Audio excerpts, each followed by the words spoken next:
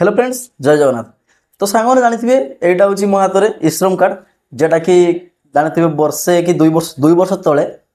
लोक मैंने राति अनिद्रा रही जनसेवा केन्द्र में जाई कार्ड को करते जानते बहुत कष्ट लोक मैंने करते कहीं सैड केमती चलता आप जानते गोटे राति अनिद्रा रही आम 2 ରୁ 3टा जमा कार्ड कर फास्ट फास्ट बहुत कष्ट कार्ड करते किंतु एबे सुधा टंकाटे आसीनी। यूट्यूब बहुत सारा वीडियो आपको देखा मिल कि भाई इश्रम कार्ड 10,000 टंका आसीगला किए बनला ना 5,000 टंका आसीगला किए कहला 3,000 टंका आसीगला किंतु यार सत्यता कौन यार टंका केबे आसीबो टंका मिलिबो कि मिलिबोनी एवं जानिथिबे एबे मार्केट रे renew चलसी e-Shram card renew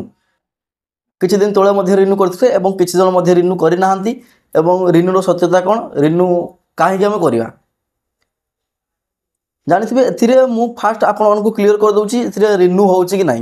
renew आज्ञा किसी होनी किंतु जिते बड़े लोक मैंने आम पाक आसिले कि भाई ए रिन्यू कर दियो एवं बहुत लोक मैंने कौन कहले जदि आपड़ ए आधार लिंक न करेंगे ताहले इश्रम कार्ड कटिज भाई मुझे समस्त को कहूँ इश्रम कार्ड टी अलरेडी आपको आधार डिटेल्स ही इश्रम कार्ड टी जिते बड़े आप फिंगरप्रिंट देते कि ओटीपी देते आपंकर आधार EKYC थ्रू रू सब डिटेल्स आसी तो आपड़ ए पुणी आधार कौन लिंक करेंगे ए किसी भी आधार लिंक करवा किसी आवश्यक ना किसी भी आधार लिंक होनी किंतु जिते बड़े आम फास्ट लोक मानक मना कले लोक मैंने आसी कहले भाई कार्ड रिन्यू कर दियो से आम फास्ट लोक मानक कहले भाई ए किसी रिन्यू होना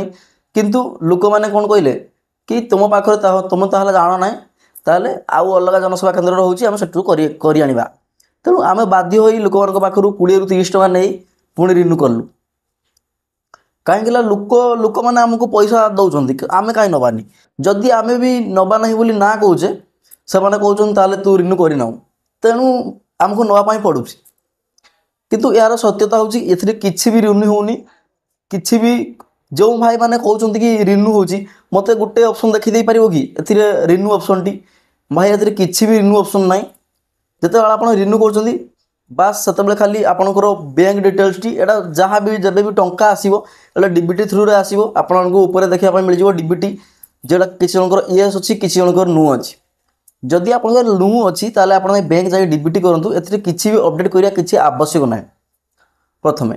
एवं आम जाना टंका केबे आसो बहुत सारा यूट्यूब बहुत भाई मैंने वीडियो कर भाई इश्रम कार्ड 3,000 टंका आसीगला मासकू किए जड़े भाई कले ना 10,000 टंका आसीगला तेणु यार सत्यता कौन आम तो प्रथम जानिले कि यार किसी भी रिन्यू ना एवं ए कार्डर कार्य कौन आम लास्ट जाना तेणु टंका केबे आसीबो टंका भाई ए किसी भी टंका आसोनी एटा गवर्नमेंट करथिले किसी एटा आगो किसी लागे पारे आइडेंटिटी प्रूफ पाई कहीं जानते ए भी आधार कार्ड भाया 12 डिजिट रो नंबर अच्छी जमती आधार कार्ड रे नंबर थाए एठी भी सेमती 12 डिजिट रो नंबर अच्छी तले आप जानी आपण पाखर जदि इश्रम कार्ड थी एवं आपणकर ऊपर डेट ऑफ बर्थ देखा मिल जाए आपणकर ना हजबैंड ना एवं पछरे आपनको आधार कार्ड भली एथिरे सब एड्रेस डिटेल्स आपको देखा मिल जाए तेणु यहाँ जमती आपंकर आइडेंटिटी प्रूफ आपण मैंने पान कार्ड यूज कर ड्राइविंग लाइसेंस यूज कर आधार कार्ड यूज करमती एटा भी आग को लगी पारे कि गवर्नमेंट जेहेतु बाहर कर किसी भी कम लगी पारे आग को तेणु आप ठीक अच्छे पाखे रखी था यहाँ आग को कम लगी पारे किंतु मु कन्फर्म करदेवाई चाहूँगी ए टंका केबे भी आसीनी किंतु बहुत सारा भाई मैंने वीडियो कर कि टंका आसी किंतु भाई टंका आसी ना टंका भी ए आसब ना कहीं जानते एटा गवर्नमेंट जानापी चाहूले कि भारत में केते जन जोटा कि लेबर अच्छा कि गवर्नमेंट एटा जानापी चाहूले गवर्नमेंट एटा जानापी चाहूले कि भारत में केते जन टोटाल लेबर अच्छा से समग्र भारत वर्ष में लोक मैंने इश्रम कार्ड करें आपड़ जानी तेणु ए टंका किसी आसबनी किंतु ए गोटे स्कीम अच्छी जदि आपण 18 ରୁ 40 वर्ष भितर होती ताहले आपन को किसी टंका डिपोजिट करने पड़ो जोटा कि ए गोटे स्कीम अच्छी पेंशन स्कीम 18 ରୁ 40 वर्ष पर्यंत आप टंका डिपोजिट कले आपन को 60 वर्ष जो आप